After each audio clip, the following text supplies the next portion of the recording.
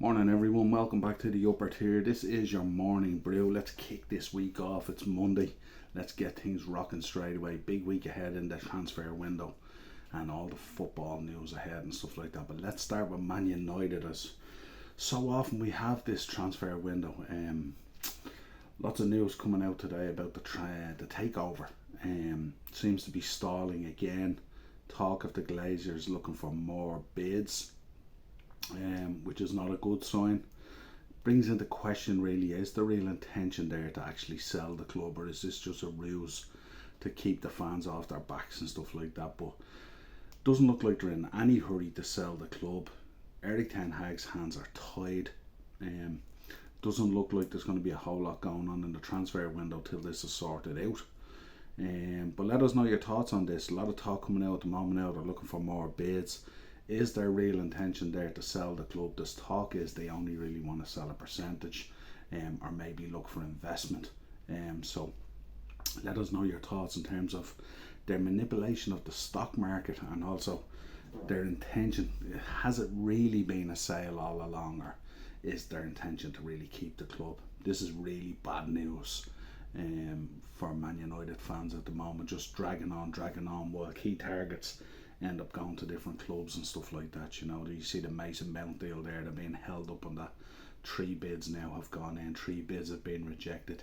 Chelsea want their paper and that's it, and if United want Mount, they're going to have to pony up the money. And it's kind of a weird one, because it kind of came out of nowhere. How does Mason Mount become one of Erik ten Hag's key targets is kind of a strange one as well, but we'll keep an eye on it. But let us know your thoughts on the takeover. It's kind of a strange one, you know.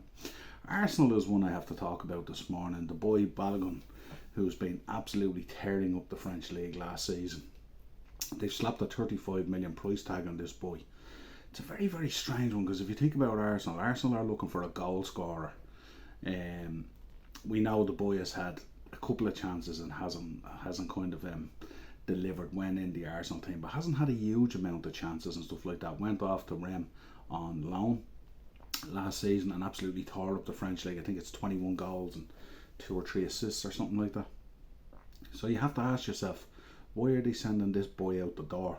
And why are they sending him out the door at 35 million when you think about how bloated and inflated the market is at the moment?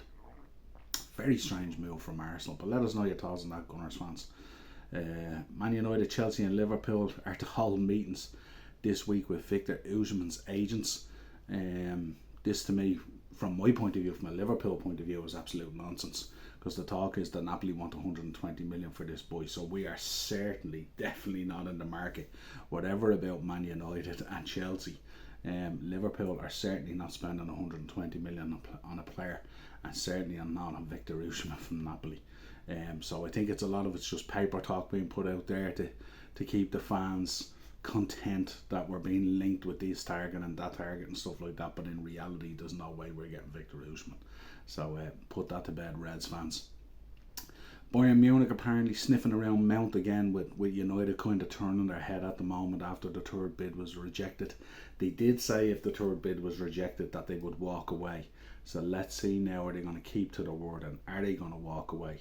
If they don't, Bayern Munich are certainly sniffing around this boy. We know he had talks with Tuchel, but we know that he probably doesn't want to move to Germany, that he wants to stay in the Premier League. So let's see what happens there. Liverpool look like they're very interested in Federico Chiesa, and this is a weird one as well, being linked with a number of these front players. Is there something we don't know about Mo Salah? We know there's been a lot of talk about Saudi Arabia want Mo Salah, and he could be potentially their next target. We know yesterday they confirmed Koulibaly. We know apparently now Bobby Firmino might be going there as well. Wouldn't it be gas? Wouldn't it be absolutely crazy if we seen a team in Saudi Arabia reconnect the 3 boys again? Mane, Bobby Firmino and Mo Salah. Good Lord, Liverpool fans, we would absolutely go crazy, wouldn't we? That would be great stuff. That would be something we would tune in to watch, no doubt about it. Onana's agent, he's after changing his agent, the keeper from Inter Milan, and it looks like now that they're in talks with Man United. But again, Man United, this transfer window seems to be an awful lot of talks, but not an awful lot of business between incomings and outgoings, when we know they need a few boys out the door as well. Seems like everything is hinging on this takeover at the moment. And if they don't hurry up, they're going to run out of time very quickly, because we know even once the deal is struck and the handshake is done, it probably takes about 8 weeks to put all that legal paperwork through and stuff like that. And at that stage, the window will be closed. Remember, folks, we're just over 2 weeks away from pre-season starting, and it's the start of those pre-season games and stuff like that. And United have done literally nothing in the market. So let's see how that goes. Saudi Arabia continue their interest in taking over the sports world. Talks have been had with the tennis tour president. Looks like they're going to throw their hat into the ring in terms of tennis as well now. This is a huge moves for Saudi Arabia at the moment. They're making serious moves at all sporting levels. But we'll keep an eye on that. Darren, that might be something that Darren will keep an eye on for us and stuff like that, being heavily involved in tennis. Man City look like they're going to get Hakimi from PSG as well, and we know they're also in for just Vardiol as well. Record bid incoming for that boy there as well. He's going to cost quite a few quid. Let us know in the comments, folks, what do you think? I know he was linked with Liverpool as well, but huge money mill for Josko Vardiol. Is he worth that money? You know, it's a huge amount of money. At times he's looked absolutely brilliant, but we have seen performances as well where he's been slightly exposed as well. But this is what Man City is about, isn't it? When you think about Man City, they just keep on upgrading the team all the time, regardless of what they've done. They don't sit on the same 15, 16, 20 players or whatever it is. They just keep on changing pieces out. And what makes Man City so successful, apart from, I know your thoughts about the financial situation and all that kind of thing, but on the surface of the stuff that we know, the names are not important. What's important is the result and the trophies and the winning. The names are just a part of that journey. And there's no kind of romance kept and stuff like that. There's no kind of sentiment. Yes, they give their players a good send-off, but they've no problem in seeing players go if they want to leave the building or they want to head off. So let us know your thoughts on that as well. But in for some big players at the moment. United, after that impasse on Mason Mount, looks like they're turning towards Caicedo. I think it's going to be very difficult to get that boy out of there, because I think they're still talking about cash plus player, which may or may not suit Brighton, but I wouldn't have thought so. I think Chelsea have stolen a march on this deal.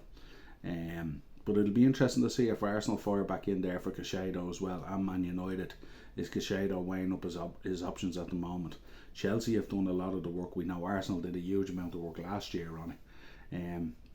I don't think Brighton have an appetite for cash plus player, so I think that might take Man United out of the loop, but we will keep an eye on it as it progresses. City look like they're preparing an improved offer to keep Bernardo Silva at the club. Obviously, if you want to be successful, there's only so many pieces of the jigsaw you can take out. You can't empty the tank, but it looks like Bernardo Silva is one they want to keep, especially with Gundogan on his way to Barcelona. To lose both those players in one window would be quite exposing, depending on what they bring in. Newcastle looking at plans to develop St James's Park. They're looking to increase the capacity as well. This is Newcastle doing all the right things at the moment. We know the boy Tonali is going to be unveiled. Super signing. Was some reports coming out at the weekend there that he was very upset at leaving AC Milan, but no doubt he'll fit in brilliantly at Newcastle with that squad there, and under Eddie Howe he's going to be absolutely sensational in the Premier League. But also looking to increase the capacity of St James's Park. What a following the Geordies have up there at Newcastle and stuff like that, and it's only going to increase. So great times ahead for Newcastle is all we can see at the moment. Liverpool also linked with Celta Vigo's Gabri Veiga. Talks of Benitez in there at the moment might help the move and stuff like that, but I don't know. With Liverpool at the moment, they seem to be pandering around a number of targets at the moment, but you don't really get a great feeling, with the exception of Thuram at the moment, is anyone going to really land. Talk of Nicola Barella and stuff like that. I just don't. I think Liverpool are in the 30 to 45 bracket at the moment, and that's what they're going to spend, and it's going to be yet another unflattering, disappointing window, with the exception of McAllister, and hopefully if the boy Thuram comes in. United looking to give the boy Garnacho the number 7 shirt. Interesting move and stuff like that. I'm not one that dwells on numbers and stuff like that, and you know, people talk about numbers at clubs and shirts and history and all that kind of stuff. I don't tend to dwell on that stuff, but a lot of people think it's really, really important and stuff like that. But I mean, be a nice touch to the boy. He signed a new contract and stuff like that. He's a sensational talent with a very, very bright future and stuff like that. So why not give him the number 7 shirt? But hopefully he can carry it on his back without too much pressure and stuff like that. Reports coming out yesterday, KDB, who suffered a hamstring injury in the Champions League final, looks like he's going to miss out on the start of the season, which isn't great news for Man City, but I'm sure they're more than capable of coping. But it looks like he's going to potentially miss the start of the season. Little bit more news on Mason Mount. His representatives at the moment are shocked at the way Chelsea has treated the bids that have come in from Man United. He wants to move to Man United. He certainly wants out of the building at Chelsea. But his representatives, I think it's his father who's his agent actually, are quite shocked at the way Chelsea have treated the bids from Man United, which are more than acceptable apparently. So this could be Man United putting pressure on Mason Mount's people to get this deal over the line with Chelsea. But the talk is they're going to walk away, so let's see if they do. That's basically it, folks. That's all the news this morning. This is your morning brew. I am Niall. Don't forget to check out later on. We're going to be dropping a video that I did for Cheapy Productions podcast. It's an interview with X Division champion Speedball Mike Bailey from Impact Wrestling.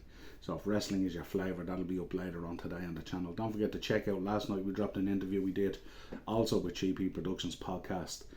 Jamie Coleman, who was the promoter and owner of NLW Wrestling, gave us a great insight into what it takes to put a show together and everything that's involved for a promoter and an owner and all those different stages of bringing a show together and how you book talent and all that kind of stuff. So really, really good insight into the wrestling business. Check that out. That's already on the channel.